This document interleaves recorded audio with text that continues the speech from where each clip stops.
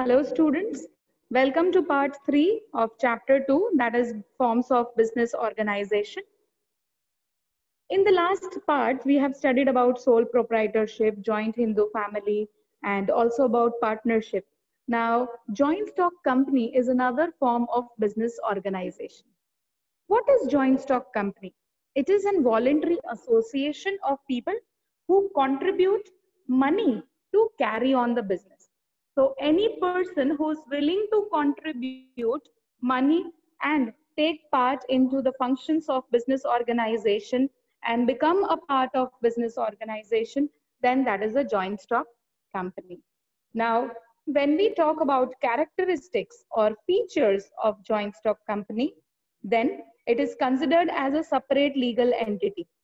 We had studied in the last session that in case of partnership and in case of sole proprietorship, the individual and the firm is the same, which means if you want to sue in case of sole proprietorship, whether you sue the person or the firm, it's all the same. But in case of joint stock company, it has separate legal entity, which means that business is considered as an artificial person.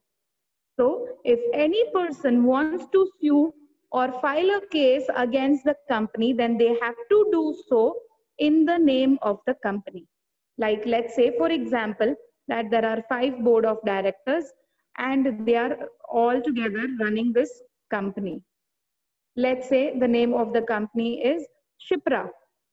Now, when any person wants to sue or file a case against the company, they cannot do it so in the name of the board of directors. They will have to file a case or sue in the name of the company, Shipra.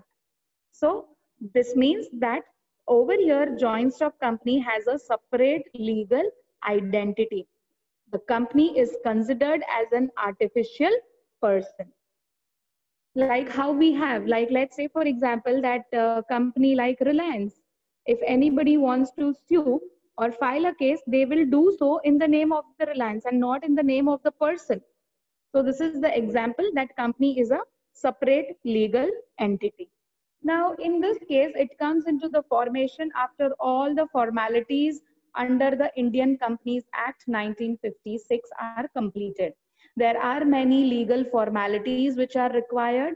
The partners or the board of directors, they have to go through the legal formalities, submit article of association, memorandum of association. They have to get the certification of commencement of business, and then only they can start the business. So management and ownership is completely separate over here, and capital is raised through the shares which are transferable. Like let's say for example, if there are 5 board of directors, any one of the board of director, if he wants to transfer his share to someone else, he can do so. So capital is raised through shares and they are transferable. Now let's talk about the advantages of this kind of corporation or business organization. In case of joint stock company, there is limited liability of shareholders or promoter, which means that every person or every board of director or every member has limited liability only up to the amount of shares which are held by him. And he can easily raise the capital because, as I said, that it is a voluntary association. So they can have more number of members and raise more capital. And they have unlimited life. The death or insanity or retirement of any of the member of the company does not stop the functioning of business. So the life of the company is unlimited and it keeps on carrying or passing on to the members.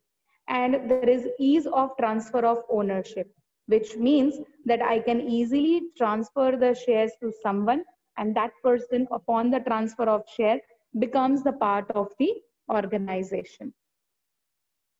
Now talking about the disadvantage of this joint stock company, formation of this company is not easy because it requires lots of legal formalities and there are lots of government regulations which have to be followed, which have to be maintained, records and accounts have to be maintained systematically.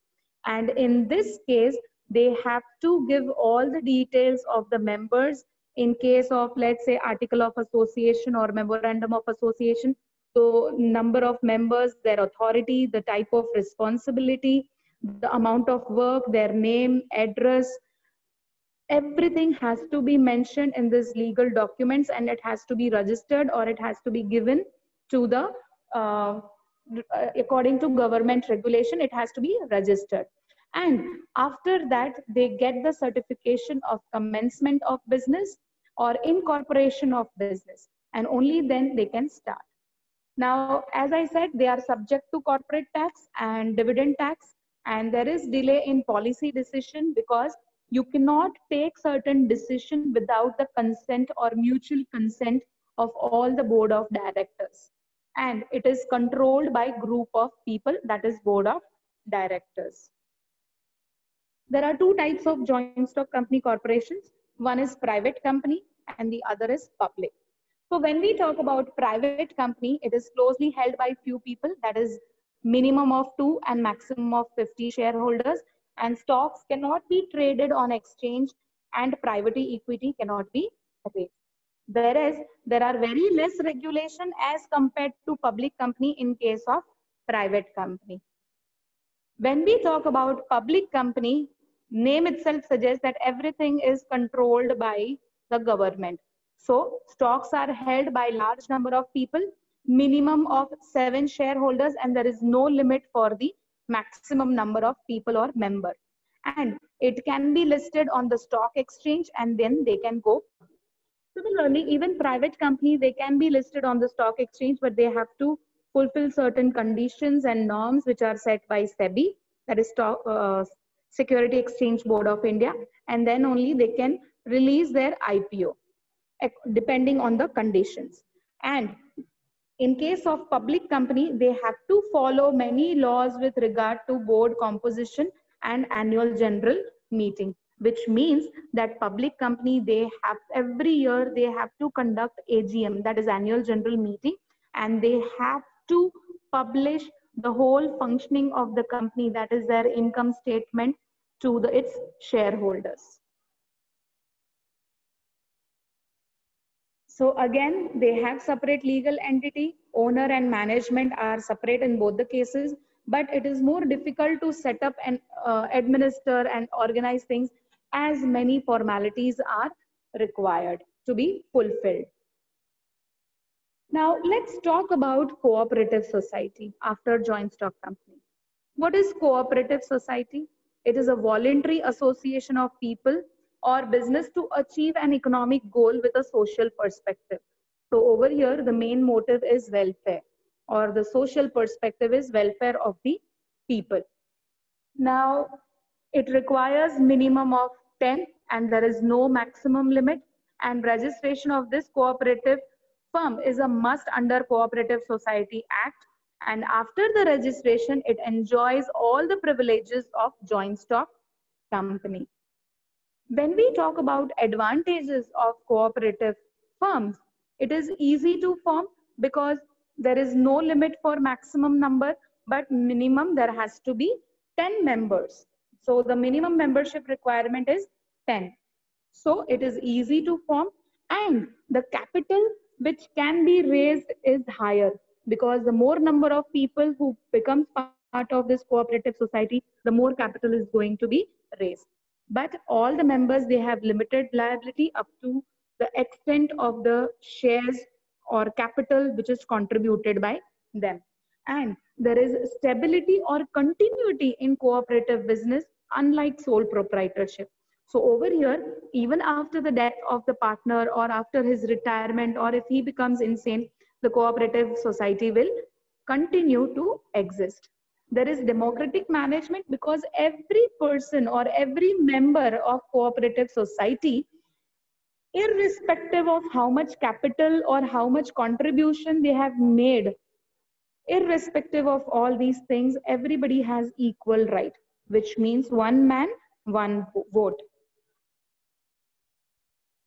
When we talk about disadvantage of cooperative society, there is possibility of conflict because there are more number of members, and the procedure to take the decision, usually it's always delayed. So there is a long decision making process because they have to go according to the rules or norms which are framed by cooperative societies. And sometimes it so happens that they do not have enough capital because their main purpose is welfare. So many a times it happens that in order to fulfill that objective, they are not able to raise more of capital. Thank you very much.